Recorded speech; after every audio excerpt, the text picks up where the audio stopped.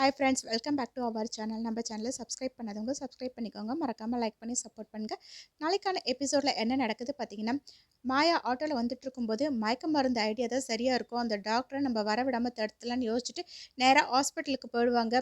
அந்த சிஸ்டர் ஒரு ரூமில் மயக்க மருந்தை ஒரு ட்ராவில் போட்டு வச்சுருப்பாங்க. அந்த இடத்துல போய் பார்த்துட்டு இருப்பாங்க. அங்கேயும் ஒரு சிஸ்டர் நின்றுட்டு இருப்பாங்க. என்ன இவ போகவே மாட்டான்னு வெயிட் பண்ணிட்டு இருக்கும்போது அந்த சிஸ்டர் பார்த்தீங்கன்னா அங்கேருந்து போயிடுவாங்க. மாயா உள்ளே போயிட்டு அந்த ட்ராயர்லேருந்து மயக்க மருந்து எடுத்துகிட்டு டாக்டர் இருக்க ரூமுக்கு போய் பார்ப்பாங்க. டாக்டர் பேஷண்ட்ஸ் எல்லாருமே பார்த்துட்டு இருப்பாங்க. இவங்கள எப்படி வெளியே வர வைக்கிறது அப்படின்னு வந்து யோசிச்சுட்டு இருப்பாங்க. அப்போ கரெக்டாக டாக்டர் அங்கே இருக்க கம்பவுண்டரை கூப்பிட்டு, என்னோட காரை கொஞ்சம் ரெடி பண்ணி வை, நான் வெளியே போகணும், க்ளீன் பண்ணுன்னு சொல்லிட்டு சாவியை கொடுப்பாங்க. அதை மாயா பார்த்துட்டு அந்த கம்பவுண்டரை பின்னாடியே ஃபாலோ பண்ணிட்டு போவாங்க. அவர் பார்த்தீங்கன்னா அந்த காரெல்லாம் க்ளீன் பண்ணிவிட்டு அந்த கீயை வந்து கார்லேயே வச்சுட்டு போயிடுவாங்க. மாயா யாருக்குமே தெரியாமல் அந்த காருக்குள்ளே ஏறிக்கிட்டு நம்ம அந்த டாக்டர் வந்த உடனே மயக்க மருந்து கொடுத்து எப்படியாச்சும் மயக்கமடைய வச்சணும்னு யோசிச்சுட்டு இருக்கும்போது அந்த காரில் ஏர் பியூரிஃபையர் இருக்கும். இது சரியான ஐடியாவாக இருக்குது. நம்ம எதுக்காக இந்த காரில் உட்காந்துட்டு இருக்கணும்? அந்த டாக்டரை பார்த்துட்டாலும் தேவையில்லாத பிரச்சனை ஆகிடும். நம்ம இதுக்குள்ளே இந்த மயக்க மருந்தை கலந்து வச்சுட்டுனா அவங்க எப்படியும் ஏசி ஆன் பண்ணும்போது இந்த மயக்க மருந்து வேலை செஞ்சு மயக்கம் அடைஞ்சிருவாங்க அப்படின்னு யோசிச்சு அதில் மயக்க மருந்து ஊற்றி வச்சுட்டு யாருக்குமே தெரியாமல் அங்கேருந்து கிளம்பி ஆட்டோ பிடிச்சி ஏறி வந்துடுவாங்க. இங்கே பார்த்தீங்கன்னா பந்தக்கால் ஃபங்க்ஷனுக்கு எல்லாருமே வெயிட் பண்ணிட்டு இருக்கும்போது ராஜராஜன் ஈஸ்வரி கிட்ட, இன்னும் உன்னோட ஃப்ரெண்டு வராமல் இருக்காங்க, கால் பண்ணி பேசேன் அப்படின்வாங்க. ஈஸ்வரியும் கால் பண்ணுவாங்க. டாக்டர் வந்துட்டு கொஞ்சம் வேலையாக இருக்குது, ஏதோ இப்போ கிளம்பிடுறேன்னு சொல்லிட்டு ஃபோனை வச்சுருவாங்க. ஈஸ்வரியும் பார்த்தீங்கன்னா இப்போ வந்துடுவாங்கன்னு சொல்லிட்டு ஐயர்கிட்ட கொஞ்ச நேரம் வெயிட் பண்ணலாம்ல அப்படின்னு வந்து கேட்பாங்க. ஐயரும் நேரம் இருக்குது, வெயிட் பண்ணலாம் அப்படின்னு வந்து சொல்லிட்டு இருப்பாங்க. இங்கே பார்த்தீங்கன்னா மாயா கரெக்டாக வந்து அந்த இடத்துக்கு வந்து யாருக்குமே தெரியாமல் மகேஷ் பக்கத்தில் போய் நின்றுடுவாங்க. மகேஷ் வந்து மாயா கிட்ட, என்ன அந்த டாக்டர் இங்கே வரமாட்டாங்கல்ல, ஹாஸ்பிட்டல் போயிட்டு வந்துட்டியா அப்படின்னு வந்து கேட்பாங்க. அதுக்கு மாயாவும், போயிட்டு எல்லாத்தையும் முடிச்சுட்டு வந்துட்டா அவங்க இங்கே வரவே மாட்டாங்க, ஆல் சக்ஸஸ் அப்படின்னு வந்துட்டு கையை காட்டிகிட்டு இருப்பாங்க. இங்கே ஐயர் பார்த்தீங்கன்னா ஈஸ்வரி கிட்ட, டைம் போயிட்டுருக்குது மேடம், சீக்கிரமாக நம்ம பூஜையை ஆரம்பிக்கணும் அப்படின்னு வந்து சொல்லிட்டு இருப்பாங்க. அதை கேட்ட ஈஸ்வரி, இல்லை என்னோட ஃப்ரெண்டு வரேன்னு சொன்னால் கொஞ்சம் நேரம் வெயிட் பண்ணுங்களேன் அப்படின்னு சொல்லி கேட்பாங்க. அதுக்கு ஐயர் வந்துட்டு, இல்லை மேடம், நல்ல நேரத்துக்குள்ளேயே இந்த ஃபங்க்ஷனை ஸ்டார்ட் பண்ணிட்டா நல்லாயிருக்கும், ஏன்னா ஆரம்பிக்க போகிற வாழ்க்கை நல்லபடியாக இருக்கணும்ல அப்படின்னு வந்து சொல்லிட்டு இருப்பாரு. அதை கேட்ட ராஜராஜன் ஈஸ்வரி கிட்ட, நம்ம பொண்ணோட வாழ்க்கை நல்லபடியாக இருக்கணும்ல, அது நல்ல நேரத்தில் ஆரம்பித்தா தானே, உன்னோட ஃப்ரெண்டு வரும்போது வரட்டும், நம்ம இப்போ இதை ஸ்டார்ட் பண்ணிடலாமே அப்படின்னு வந்து சொல்லுவாங்க.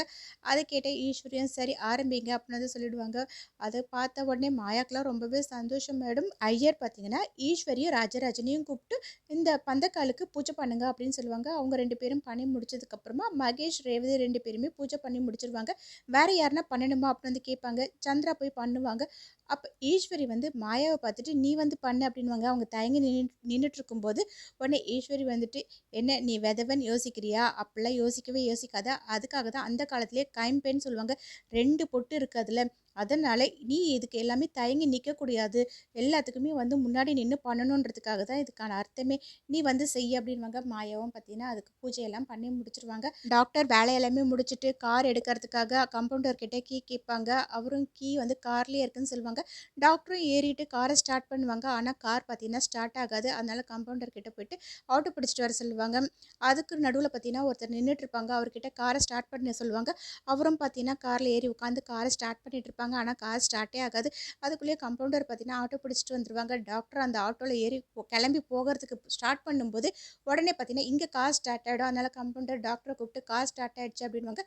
டாக்டரும் பார்த்தீங்கன்னா கார் எடுத்துகிட்டு போயிட்டே இருக்கும்போது மயக்கம் இருந்தால டாக்டர் பார்த்தீங்கன்னா மயக்கம் அடைஞ்சு காரை கொண்டு போயிட்டு ஒரு மரத்துலேயே மோதிடுவாங்க. அங்கே இருக்க ஆளுங்கள்லாம் டாக்டரை வந்து ஹாஸ்பிட்டலில் கொண்டு போய் அட்மிட் பண்ணிடுவாங்க. இங்கே பந்தக்கால் பூஜையெல்லாம் முடிச்சதுக்கப்புறமா மாயா மகேஷ் 2 பேருமே கிளம்புறேன் அப்படின்வாங்க. அதுக்கு ஈஸ்வரி, ஏன் கிளம்புறேன்றீங்க, இருந்து சாப்பிட்டு போங்க அப்படின்னு வந்து சொல்லிட்டு இருப்பாங்க. அப்போ ராஜராஜன் வந்துட்டு, அந்த டாக்டர் வரேன்னு சொன்னாங்கல்ல, இன்னும் வரவே இல்லையே அப்படின்னு வந்து சொல்லி கேட்பாங்க. உடனே ஈஸ்வரி, நான் இப்போவே கால் பண்ணி கேட்குறேன்னு சொல்லிட்டு பார்த்தீங்கன்னா டாக்டரோட நம்பருக்கு கால் பண்ணும்போது வேற ஒரு நர்ஸ் எடுத்துகிட்டு, எங்க அவங்களுக்கு அடிபட்ட ஆக்சிடென்ட் ஆகிட்டு ஹாஸ்பிட்டலில் அட்மிட் பண்ணியிருக்காங்க அப்படின்வாங்க. அதை கேட்ட ஈஸ்வரி, என்ன சொல்கிறீங்க, ரொம்ப சீரியஸாக இருக்காங்களா அப்படின்னு வந்து கேட்பாங்க. இல்லைங்க, ட்ரீட்மெண்ட் போயிட்டுருக்கு, என்னன்றதை அப்புறமா தான் சொல்ல முடியும் அப்படின்வாங்க. அது கேட்ட ஈஸ்வரியும் பார்த்தீங்கன்னா ஃபோனை வச்சுருவாங்க. கார்த்திக் வந்து, ஏதோ ஆக்சிடென்ட் சொன்னீங்களே மேடம், என்னாச்சு அப்படின்னு வந்து கேட்பாங்க. அதுக்கு ஈஸ்வரி வந்துட்டு, இல்லை என் ஃப்ரெண்டு காரில் வந்துட்டு இருக்கும்போது ஆக்சிடென்ட் ஆயிடுச்சு அப்படின்வாங்க. அதை கேட்ட மகேஷும் மாயாவும் ரொம்பவே சந்தோஷப்பட்டுட்டு இருப்பாங்க. அப்போ ஈஸ்வரி வந்து சொல்லிட்டு இருப்பாங்க, அவளுக்கு ஏன் தான் இந்த மாதிரி நடக்குதுன்னு தெரியவே இல்லை, பொண்ணு மாப்பிள்ளையை பார்க்கணுன்னு அவ்வளோ ஆசைப்பட்டா, நிச்சயதார்த்தத்துலையும் பார்க்க முடியாமல் போயிடுச்சு. அவள் பொண்ணுக்கு அடிப்பட்டதுனால இங்கே வந்து பந்தக்கால் பூஜையில் பொண்ணு மாப்பிள்ளையை பார்க்கலான்னு பார்த்தா இப்போவும் பார்க்க முடியாமல் போயிடுச்சு, ஏன் தான் தடை ஆயிட்டு இருக்குதுன்னு தெரியவே இல்லை அப்படின்னு வந்து சொல்லிட்டு இருப்பாங்க. அதுக்கிட்ட ராஜராஜன் வந்து ஈஸ்வரி கிட்ட நான் சொல்கிறேன்னு வந்து தப்பாக எடுத்துக்காது அப்படின்வாங்க. என்ன சொல்லுங்கன்னு ஈஸ்வரியும் கேட்கும்போது அப்போ ராஜராஜன் வந்துட்டு, உன் ஃப்ரெண்டு மல்லிகாவால் தானே வந்து பொண்ணு மாப்பிள்ளையை பார்க்க முடியல, நம்ம வேணும்னா பொண்ணு மாப்பிள்ளையை அவங்க இருக்கிற இடத்துக்கே கூட்டிகிட்டு போகலாமே அப்படின்வாங்க. அதை கிட்ட மகேஷ் மாயா பார்த்தீங்கன்னா அப்படியே செம்மையாக ஷாக் ஆகி பார்த்துட்டு இருப்பாங்க. இப்படியே இந்த எபிசோட் எண்ட் ஆகும். நெக்ஸ்ட் எபிசோடில் என்ன நடக்கு தெரிஞ்சுக்க நம்ம சேனல் லைக் பண்ணுங்கள், ஷேர் பண்ணுங்கள், மறக்காமல் சப்ஸ்கிரைப் பண்ணிக்கோங்க. தேங்க்யூ.